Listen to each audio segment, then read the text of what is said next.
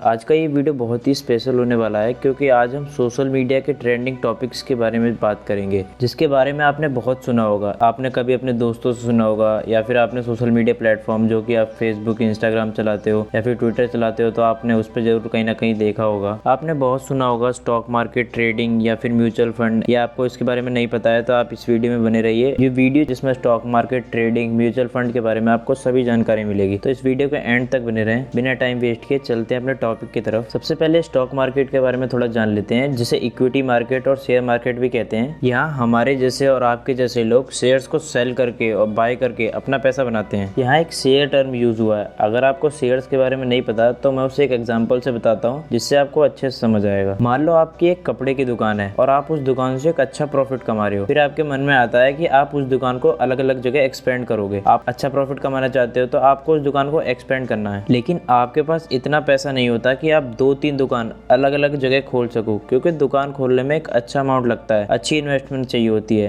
तो वो आपके पास उस टाइम अवेलेबल नहीं होती है। तो अब उस दुकानदार के पास क्या क्या ऑप्शंस है जिससे वो अलग अलग जगह अपनी दुकान खोल सके। तो पहला ऑप्शन ये है उस दुकानदार के पास कि वो बैंक जाके वो लोन ले सकता है। वो 12 से 13% के इंटरेस्ट पे वो एक लोन उठा सकता है, जिससे वो अपनी दुकान चला सकता है। लेकिन उससे भी कोई फायदा नहीं है, क्योंकि 12 से 13% लोन उस आदमी को देना पड़ता है उस अमाउंट पे जो उसने बैंक से उठाया है, और इसकी भी कोई गारंटी नहीं है कि वो दुकान आगे चल के चलेगी कि नहीं। तो ये एक रिस्क भरा सौदा है, तो यहाँ पर रिस्क बहुत ज्यादा हो जाता है। तो ये ऑप्शन नेगेटिव में चला जाता है दुकानदार के लिए। तो उस दुकानदार के पास अगला ऑप्शन क्या है? उस दुकानदार के पास अगला ऑप्शन है कि वो अपने दुकान को एक्सपेंड करने के लिए कोई इन्वेस्टर ढूंढे। भले ही वो इन्वेस्टर छोटा हो, लेकिन इन्वेस्टर से ही उसका काम हो सकता है, और उस इन्वेस्टर को दुकान का कुछ % हिस्सा दे, जिसे बड़े लेवल पे शेयर्स भी कहते हैं। क्योंकि इन्वेस्टर इन्वेस्टमेंट के बदले कोई इंटरेस्ट चार्ज नहीं करता, बल्कि वो अपने बिजनेस में हिस्सा लेता है। तो ये एक बेस्ट ऑप्शन है किसी दुकानदार के लिए। मान लो आपको 50 लाख रुपए की जरूरत है अपनी दुकान को एक्सपेंड करने के लिए। अब आपको उस 50 लाख के बदले आपका जो मन करे, आप एग्जांपल के तौर पे 10% अगर आपको हिस्सा देते हो उसको, तो आपका 10% शेयर उसके पास चला जाता है अपनी दुकान का। अब आप अच्छे से समझ गए होंगे कि शेयर्स किसे बोलते हैं या फिर शेयर्स क्या होते हैं। तो ये अब बात हो गई, अगर आप किसी छोटे बिजनेस को एक्सपेंड करना चाहते हो तो उस अमाउंट के लिए आपको इन्वेस्टर के पास जाना पड़ेगा। लेकिन वहीं आपके पास कोई बड़ी कंपनी है, आपकी मल्टीनेशनल कंपनी है, तो आप किसी छोटे इन्वेस्टर के पास नहीं जा सकते, क्योंकि छोटा इन्वेस्टर आपको थोड़ा बहुत अमाउंट दे सकता है, जिससे आप अपनी कंपनी को ग्रो नहीं कर सकते या फिर एक्सपेंड नहीं कर सकते। तो आपको इसके लिए जाना पड़ेगा स्टॉक मार्केट में, क्योंकि आपको एक बड़े फंड की रिक्वायरमेंट है। इसके लिए आपको स्टॉक मार्केट में जाना होगा। तो चलिए अब जानते हैं कि कैसे आप स्टॉक मार्केट में एंट्री ले सकते हो, कैसे आप अपनी कंपनी को लिस्ट कर सकते हो, और कैसे वहां से फंड उठा के अपनी कंपनी के लिए यूज कर सकते हो। इंडियन स्टॉक मार्केट में 2 बड़े या कहें कि 2 लीडिंग स्टॉक एक्सचेंज है। पहला तो है NSE, जिसे नेशनल स्टॉक एक्सचेंज कहते हैं, और दूसरा है BSE, जिसे बॉम्बे स्टॉक एक्सचेंज कहते हैं। NSE में 2000 से ज्यादा कंपनियां लिस्टेड है, वहीं BSE में 5000 से ज्यादा कंपनी लिस्टेड है। NSE ने 1996 में एक इंडेक्स लॉन्च किया जिसका नाम था निफ्टी 50। उसमें टॉप की 50 कंपनियां लिस्टेड थी। उसी से ही पता चलता था कि मार्केट ऊपर जा रहा है कि नीचे। अगर वो 50 कंपनियां ऊपर जाती हैं तो ऐसा माना जाता है कि मार्केट ऊपर जा रहा है, वहीं वो 50 कंपनियां नीचे जाती हैं तो ऐसा माना जाता है कि मार्केट नीचे जा रहा है। ऐसे ही BSE ने भी सेंसेक्स नाम से एक इंडेक्स लॉन्च किया जिसमें टॉप की 100 कंपनियां लिस्टेड थी। अगर वो 100 कंपनी ऊपर जाती थी तो ये माना जाता था कि मार्केट ऊपर जा रहा है। अगर वो कंपनियां नीचे जाती थी तो ऐसा माना जाता था कि मार्केट नीचे जा रहा है। और यहाँ मैं जो बात कर रहा हूँ ऊपर जाने और नीचे आने की, तो स्टॉक के प्राइस की बात कर रहा हूँ यहाँ पे। अब यहाँ पे बात आ जाती है कि आप अपनी कंपनी को कैसे लिस्ट कर सकते हो। तो इसके भी बहुत से क्राइटेरिया होते हैं कि कैसे आपकी कंपनी का रेवेन्यू आ रहा है, हर मंथली रेवेन्यू क्या है आपकी कंपनी का, आपकी कंपनी कितने एरिया में है, या फिर आपकी कंपनी में कितने वर्कर काम कर रहे हैं। इस चीजों पर डिपेंड करता है। अगर मैं आपको इससे डिटेल में बताऊंगा तो ये वीडियो काफी लंबा हो जाएगा। अगर आपको इसके रिलेटेड भी वीडियो चाहिए तो आप कमेंट में लिख देना, मैं अगली वीडियो उसी पे बना दूंगा। तो एक बार कंपनी लिस्ट हो जाती है स्टॉक मार्केट में, तो उसके बाद आपको क्या करना होता है, अपने शेयर्स निकालने होते हैं। आपको कितने शेयर्स निकालने हैं, कितने प्राइस पे निकालने हैं, तो ये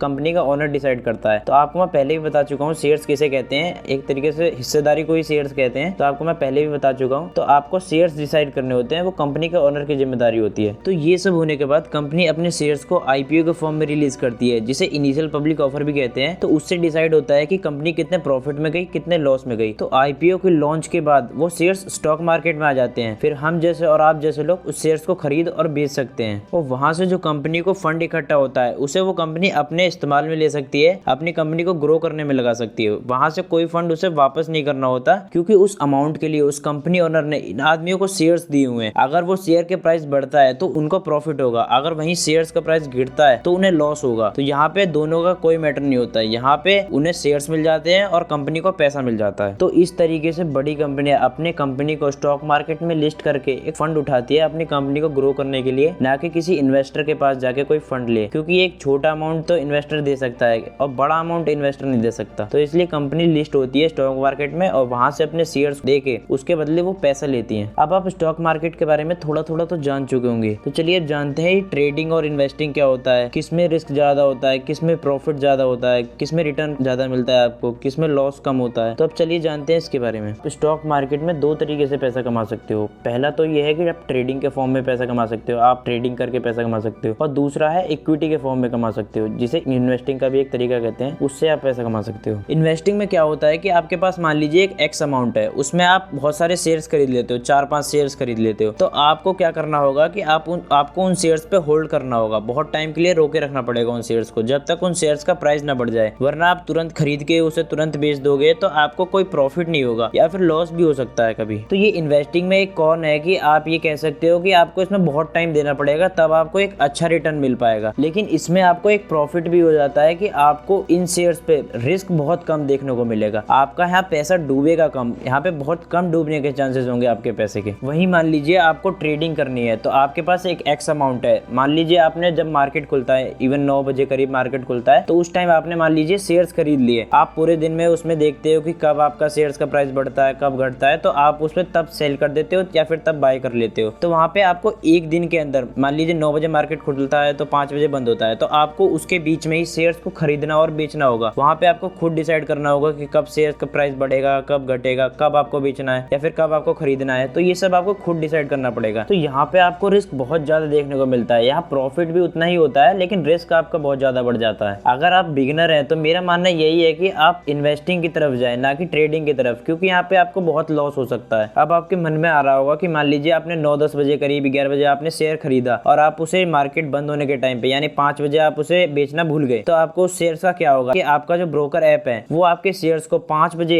जिस टाइम मार्केट क्लोज होता है उस टाइम पे जो उस शेयर का प्राइस होगा, उसी शेयर के प्राइस पे वो आपके शेयर्स को, सारे शेयर्स को बेच देगा और जो उससे पैसा होगा वो आपके अकाउंट में जुड़ जाएगा। तो यहाँ आपका वो लॉस नहीं होगा जो आप सोच रहे हो कि आपके सारे पैसे डूब जाएंगे। तो यहाँ आपके जो प्राइस पे वो शेयर चल रहा होगा तो वही प्राइस आपको मिल जाएगा। तो यहाँ पे मैं आपको सारे टॉपिक के बारे में थोड़ा थोड़ा बता चुका हूँ, जैसे ट्रेडिंग हो गई, इन्वेस्टिंग हो गई, स्टॉक मार्केट, शेयर्स के बारे में थोड़ा थोड़ा मैं आपको बता चुका हूँ। अगर आपको इससे डीप में चाहिए तो आप मुझे कमेंट बॉक्स में लिख सकते हैं, मैं अगली वीडियो इसी पे बना दूंगा। वो वीडियो काफी बड़ी होगी, लेकिन आपको उसमें ब्रीफ में मैं बता दूंगा सब कुछ क्या होता है। शेयर मार्केट के ऊपर अलग वीडियो बना दूंगा, ट्रेडिंग इन्वेस्टिंग के ऊपर अलग वीडियो बना दूंगा, तो इन सब के ऊपर मैं अलग अलग वीडियो बना दूंगा। तो आखिर में आपका एक आ जाता है ऑप्शन कि आपके पास एक एक्स अमाउंट है और आपको उसे इन्वेस्ट करना है, लेकिन आपको उस पर रिस्क भी नहीं लेना, तो आप क्या कर सकते हो। तो मेरा ऑप्शन ये है कि आपके लिए कि आप उस अमाउंट को म्यूचुअल फंड में लगा सकते हैं या फिर उसकी पीपीएफ, जिसे पब्लिक प्रोविडेंट फंड कहते हैं, उसमें आप रख सकते हैं इन पैसों को, जो आपको एक अच्छा अमाउंट ऑफ रिटर्न दे देता है। 12 से 13% का आपको मेच्योरिटी के टाइम पे दे देता है। तो आपके लिए ये बेस्ट होगा। अगर आपको थोड़ा बहुत भी रिस्क नहीं लेना, आप एफडी की तरफ ना जाए, क्योंकि आपका एफडी 6 से 7% जो रिटर्न देता है वो आपको इन्फ्लेशन को भी बीट नहीं कर पाता। तो यहाँ पे एक एफडी बहुत गलत ऑप्शन होगा। आप पीपीएफ या फिर म्यूचुअल फंड में जाके उन पैसों को रख सकते हैं, वो आपके लिए बहुत अच्छा होगा। आपको और भी अच्छे इन्वेस्टमेंट के तरीके चाहिए तो आप म्यूचुअल फंड के एम्प्लॉयज से जाके मिल सकते हैं, वो आपको एक बेस्ट डील दे देंगे अपने पैसों को इन्वेस्ट करने के, और उस पर रिस्क भी बहुत कम होगा या फिर जीरो ही होगा, रिस्क बिल्कुल नहीं होगा। तो आप वहां भी जा सकते हैं। तो यहाँ पे ये वीडियो कंप्लीट करते हैं। अगर आपको ये वीडियो अच्छा लगा तो आप इसे लाइक और सब्सक्राइब भी कर सकते हैं, और आप अपने कमेंट बॉक्स में भी लिख सकते हैं कि आपको अगला वीडियो किस चीज़ पे चाहिए, तो मैं उस पर भी वीडियो बना दूंगा। तब तक के लिए गुड बाय।